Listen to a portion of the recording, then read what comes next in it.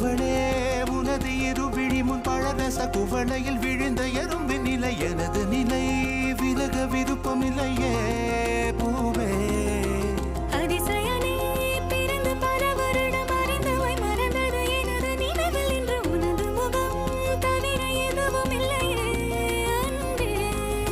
வேறாரும் வாழாத பெருவாழ்விது நினைத்தாலே மனமென்றும் மழை தூவுது